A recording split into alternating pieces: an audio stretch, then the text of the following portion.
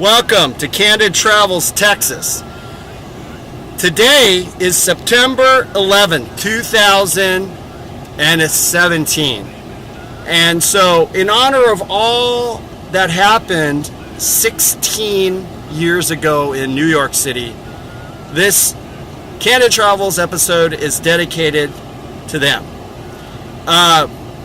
Just recently, since Hurricane Harvey hit us here in South Texas, partly Central Texas, and the Corpus Christi Rockport area, I saw several people from New York City come down here and help us, including our president, our current president and First Lady. Our president is a New York City native, and we appreciate that. And we did send people up there 16 years ago when they were going through a tough time. It's all about being united. So today, we're going to be driving west toward Rockport, Texas, the Corpus Christi area, which is where the eye of Hurricane Harvey had hit. And we're just going to, along the way, Allison, hey. Hey. Ooh, is she there? There she is. Look at how cute she looks. She always looks beautiful, there's no doubt. Anyway, she'll be filming along the way. We have a nice sunny day right now. So Hurricane Irma is dying down.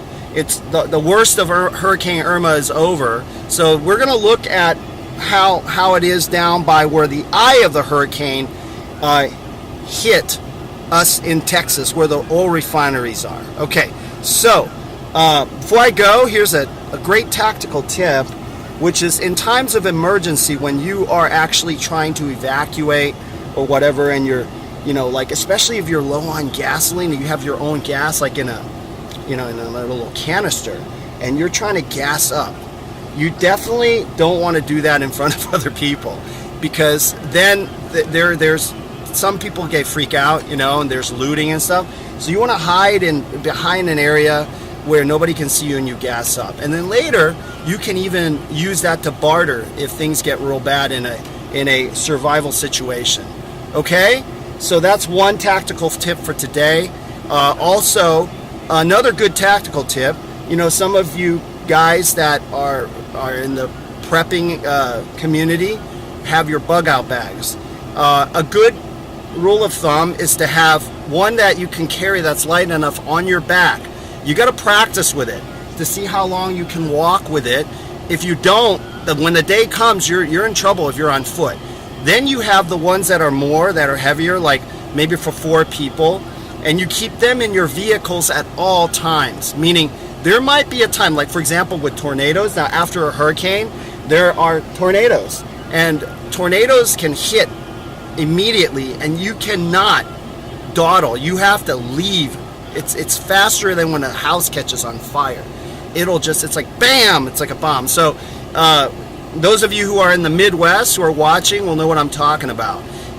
Tornadoes are not something that you can mess with, and after hurricanes there's lots of tornadoes. Okay, so you want to have a supply bag, or what you call a bug out bag. It's stuff with water supply for a few days, food for a few days, shovels, jumper cables, those type of things. And you can go anywhere on the on the internet to buy them. We chose to buy it from AMTV, Brandon Lee, Christopher Green, okay, and Chad Buxom's channel,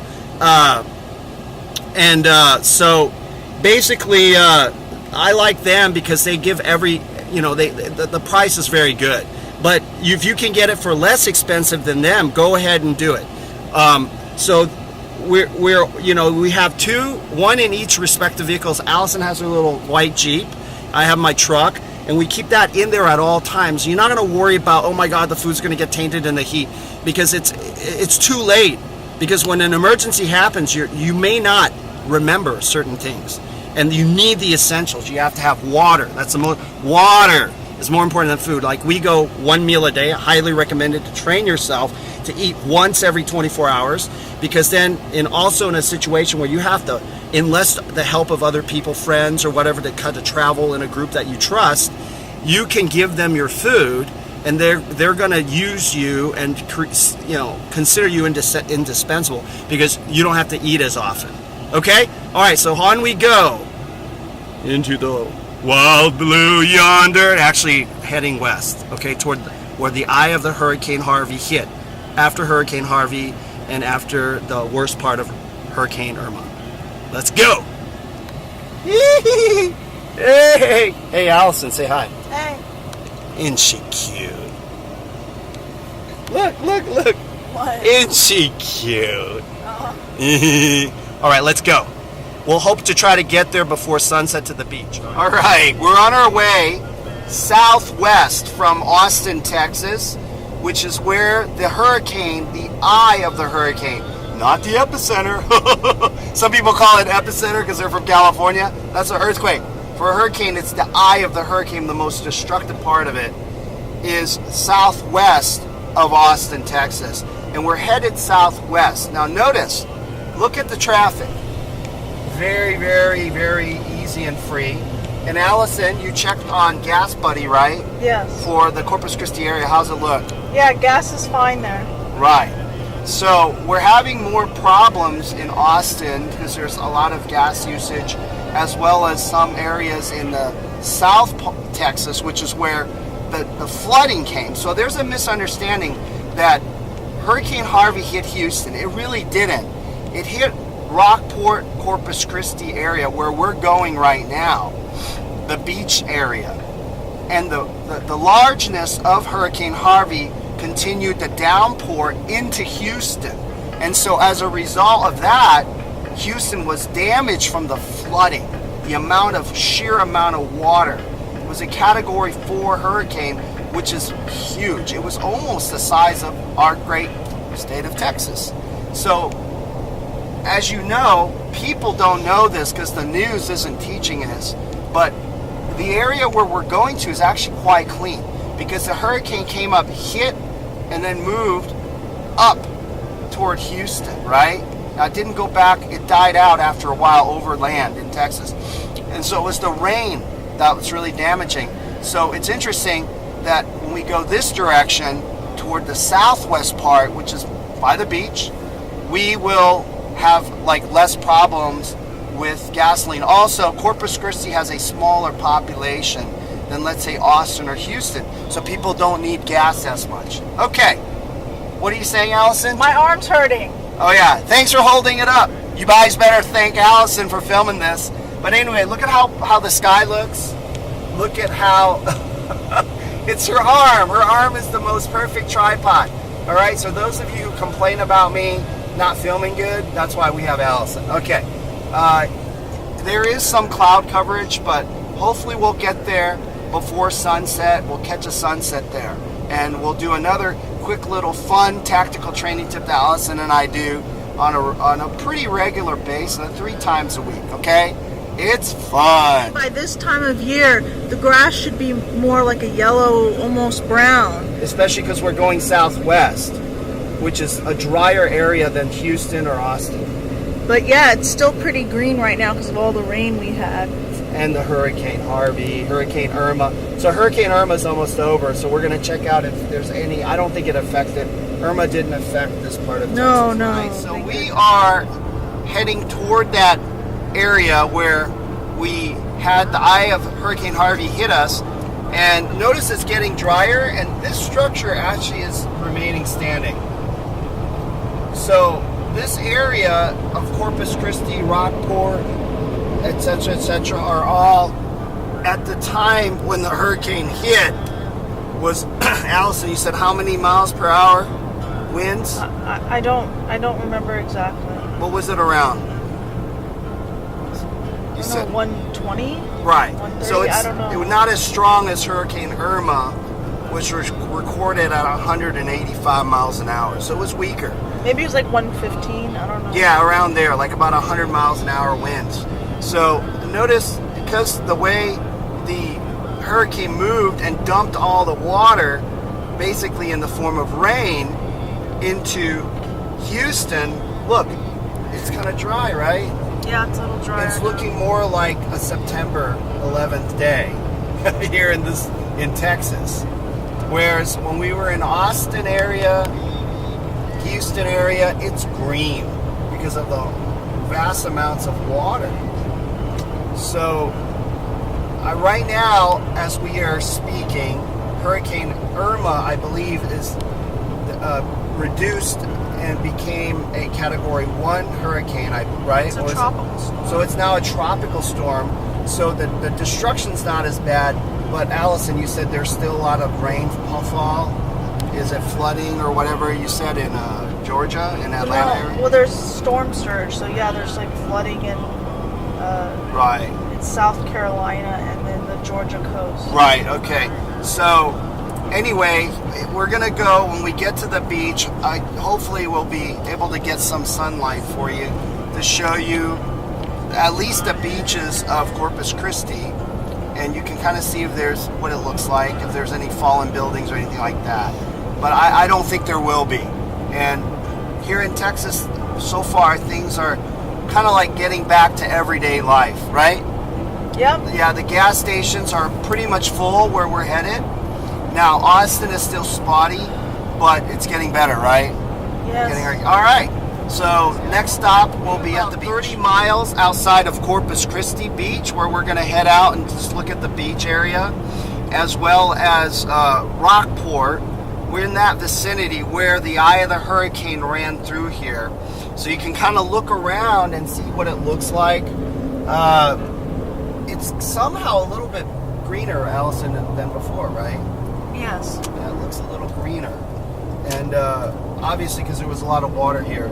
And what you just saw, a house that was still boarded up. Yeah, I saw a house that still had its boarded up it was windows. boarded up and they haven't come home yet. Yeah. But it doesn't look too bad right now. But look at this sign right here. It got Oh blown no, out. that's been like that. Was that before the hurricane? Okay. Yeah, that's So just been I'm like looking that. on this side. Look, it's all yellow over here, isn't it? Uh-huh.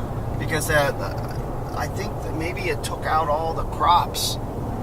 See, over Maybe here it's all here yellow. too. The crops got blown out. So it is 110 mile per hour wind, and it is September 11th, and this happened almost 2 weeks. Is it 2 or 3 weeks? 2 weeks ago. 3 weeks ago? No. Almost 2 to 3 weeks ago. Yeah.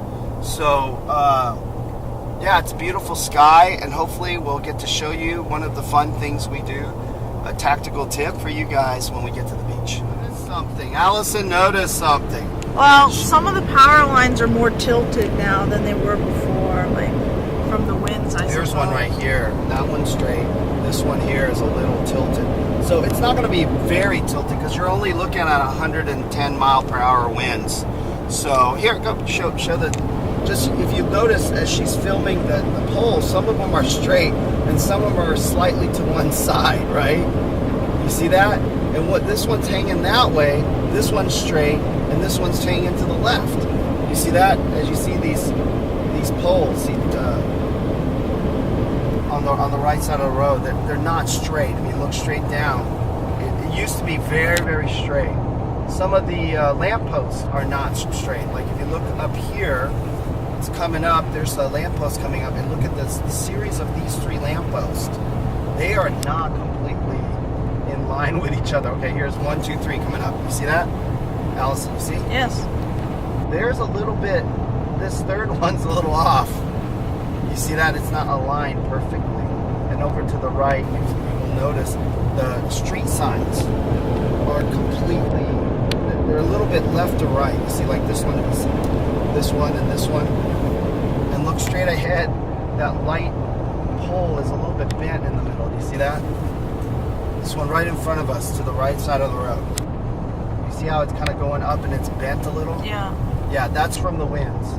110 mile per hour winds. Now, if it was like 185 or 200, you'll notice it, big time. All right. Last stop. Next stop is going to be the beach, all right? Oil refineries here in Corpus area that were not hurt.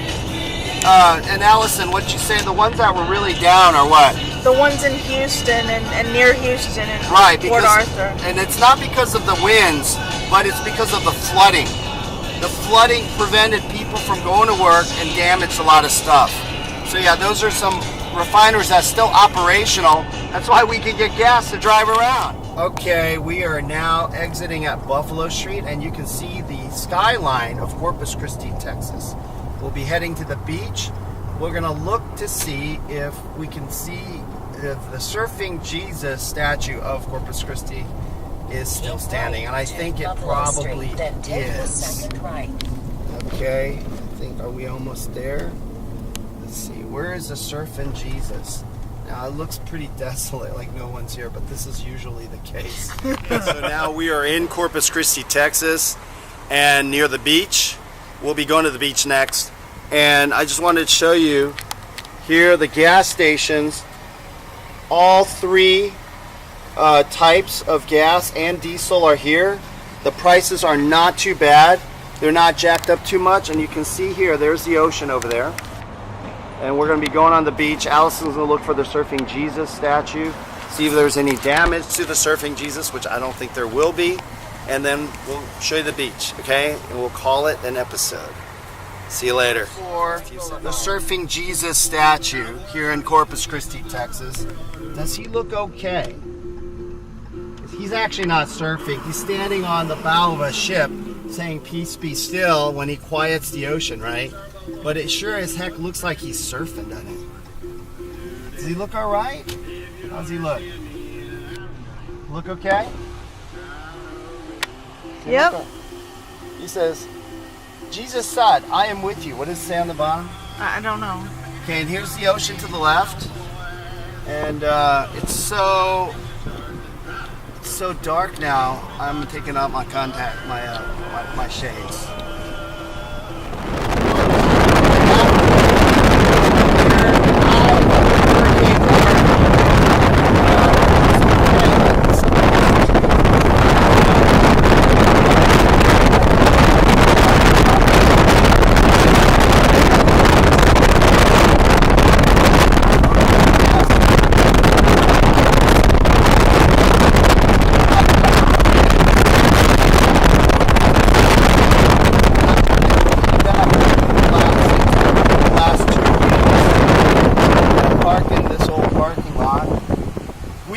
Before selling the Venice Nights t-shirt, if you remember, and just remember to go to the Venice Nights Facebook page for information on how to order the exclusive Venice Nights hilarious cult comedy movie. And that is the sunset here at Corpus Christi Beach, and we're gonna walk out on the beach in a few seconds.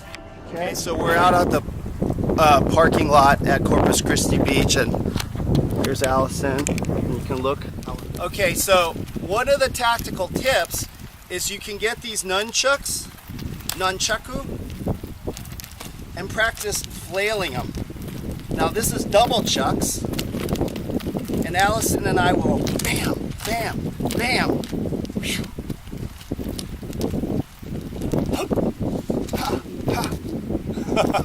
Okay? It's great for your hand and eye coordination. You can do one, go around, and there's a lot of digital manipulation in order to do these. And these are not real. It doesn't hurt. They're made out of foam. You can hit yourself in the face, and these are toys, but you can actually play with them. It's a lot of fun. And there's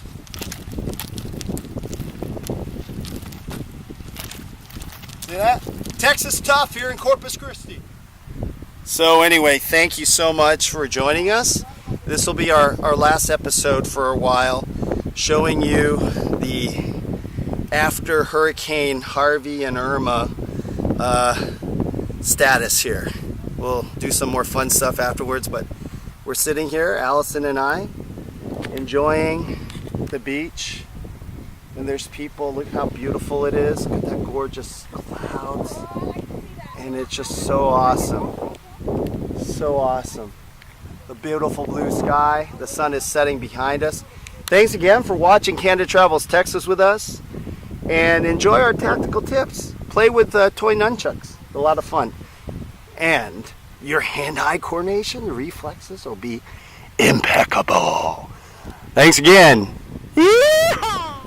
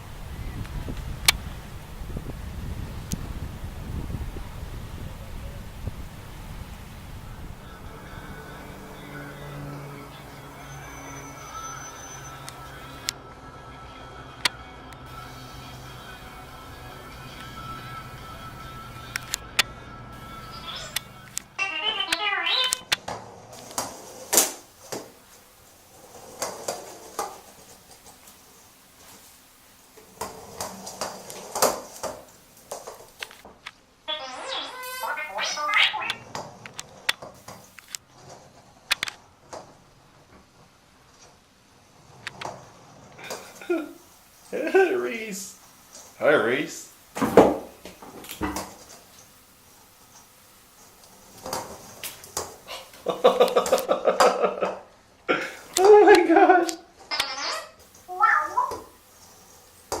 Hey Reese, that's BB-8.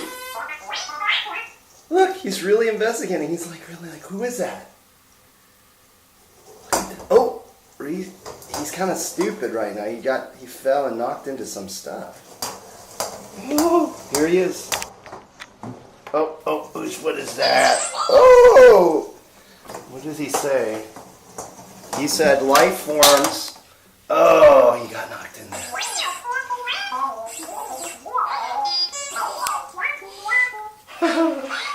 I don't think Reese really cares at this point. Reese, do you like BB-8? He kind of ran into you. What's he doing now? Oh, whoa, he's knocking into the...